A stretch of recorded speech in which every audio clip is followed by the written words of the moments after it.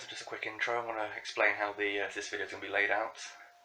First off, there's going to be a time-lapse of the first half of the video, where we work up to the point where you would have to stop building it, and we start building the LEDs and the various electronics that go inside. So there will be a timestamp somewhere on the screen right now, if you want to skip right to that. There'll also be a display on the screen where the point in the manual you want to stop, and at that point you want to start obviously following my tutorial. So yeah, we'll just crack on with the time lapse and I'll see you on the other side.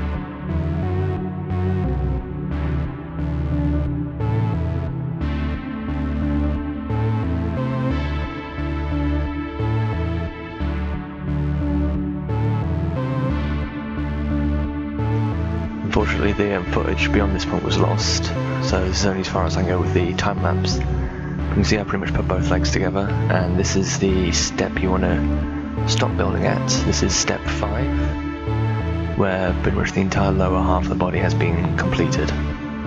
You can choose not to stick some bits together if you want for ease of painting, but I found it quite easy to paint just as it is. Yeah, so I want to clean up the back piece and just measure out your switch that will go on there. Mine seems to fit perfectly within that groove, and I'm just now measuring it up with a Stanley knife. I'm just trying to score the plastic so I sort of roughly know how big the slot is going to make.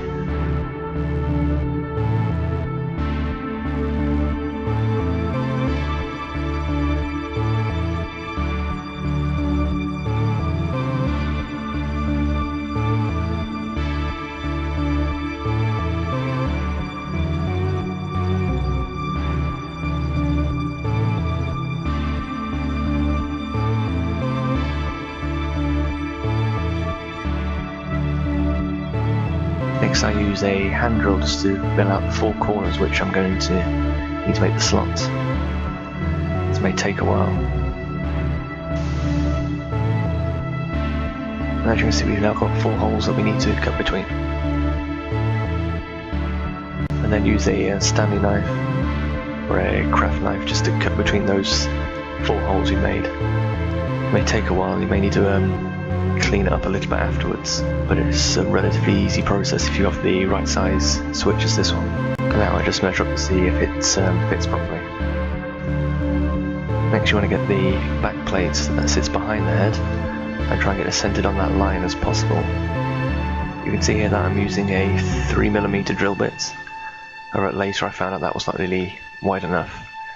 So you can see later I'll show you I drill it out into a 5mm hole. That's still small enough to completely be obscured by the head, but it will manage to fit all the wires through it. And now from this point onwards, you just want to complete the construction of the main body. We're leaving the top off so we can add the electronics later. You can see we've got the hole in the front and the back. Next I am going to be drilling out the eye holes on the front mask part of the head. I'm using a 3mm drill bit for here, and it should fit pretty much perfectly inside the eye sockets. You may lose a bit of the rim of plastic, but will still come out pretty well.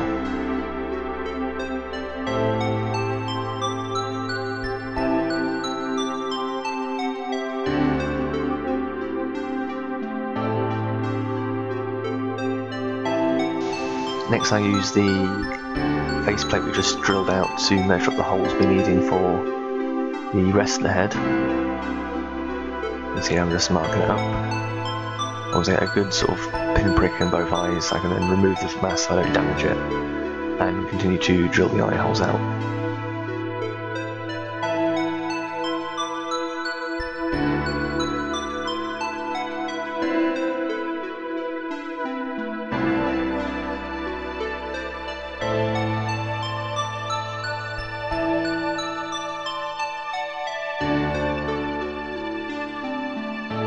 This part will probably take you the most time, so it took me a while and it's quite difficult to sort of get a good handle on the head.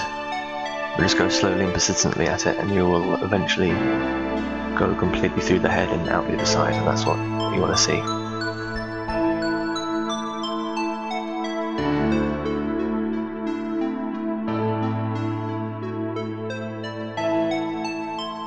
Now I'm just measuring up and double checking everything fits rightly. You'll find the eye holes will be slightly wider near the face end as you wiggle the drill bit around. It should slot nicely in there and just be fastened in place by the front faceplate.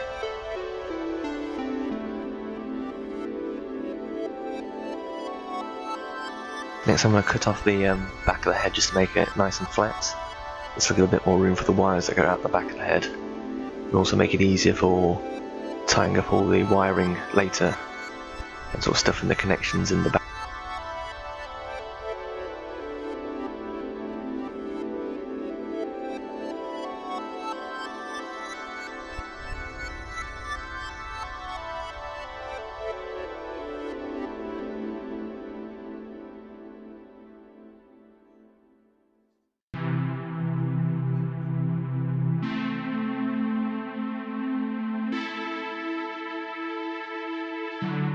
We'll also clip out the rest of the parts you'll need for the head. These are all the head pieces I've got.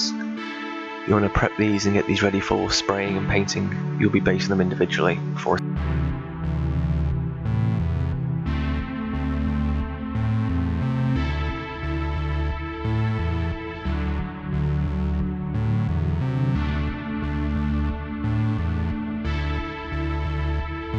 And I'm just demonstrating at this point not to stick on the top piece, as you want to use that to get the electronics in, and also at a later date if you need to change the battery. And now I've based it all silver, or whatever colour you're going to be basing yours in. But now we're ready to do the electronics. You're going to need 4 LEDs for this build. A battery holder if you want, or just tape it in. A switch. And a thin wire. As you can see, we have based all the head components and we'll be putting them together. What I first thought of doing was attaching them like this in series, but unfortunately that does not work. I do not know why, but the correct way of attaching them together is in parallel. So essentially each of the wires has its own loop to the battery. And I've done a few little diagrams to demonstrate exactly how that looks. It can be a little bit confusing. Essentially every loop to the battery and all the wires are attached together at the end and passing through both the switch and the battery. You'll also notice that one leg is longer than the other. That indicates the positive and negative charge on the LEDs.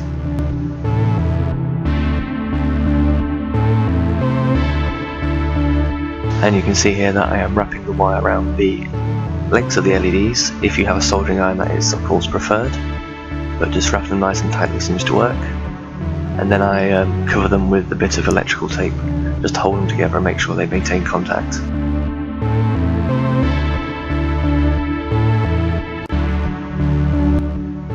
So here I'm just double checking that they all work properly. This is the LEDs that will go into the main chassis, but the ones that will fit into the head are pretty much identical to this in layout, just in a lot more compact way.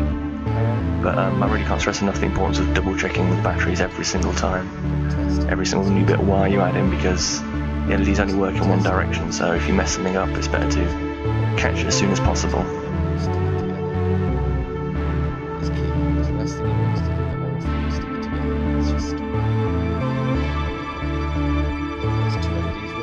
And now we're just installing the LEDs into the headpiece. So they just poke out the back there, and now you also want to attach wires to each of those pegs and try and cram as much as you can into the actual headspace you've made. And of course double checking again.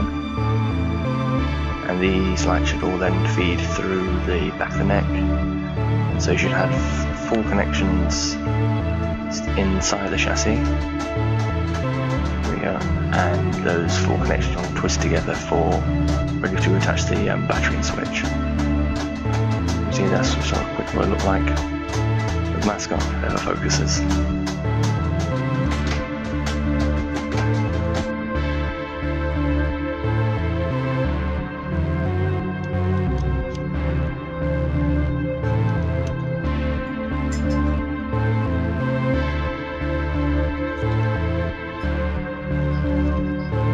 As you can see, I've now crammed all the electronics in here. I have wired in the switch to the ends of the loops, and the other end is now have a loose end that was going to go to the battery that I'm going to fit later. Then of course the battery is going to go to the other end of the LED loops. Of course, make sure to double check the battery at this point, and double check the switches. The switch is just super glued in there, but you can probably use something like a hot glue that's hold it slightly more securely.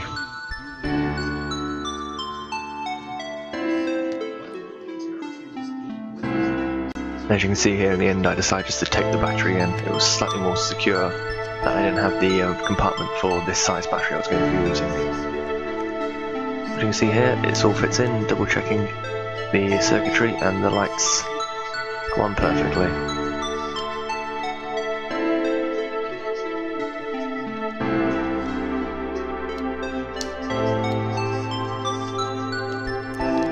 There we are, the whole thing is now put together, ready for painting if you so wish, in any colour scheme you like. I'm just going to switch the lights on and off. So I really enjoyed building this, and it just makes so much sense for the model. It looks really good, and I think the results really speak for themselves. And if you choose to do this yourself, I hope you have fun doing it, and the results hopefully be as good for you as they were for me. Goodbye.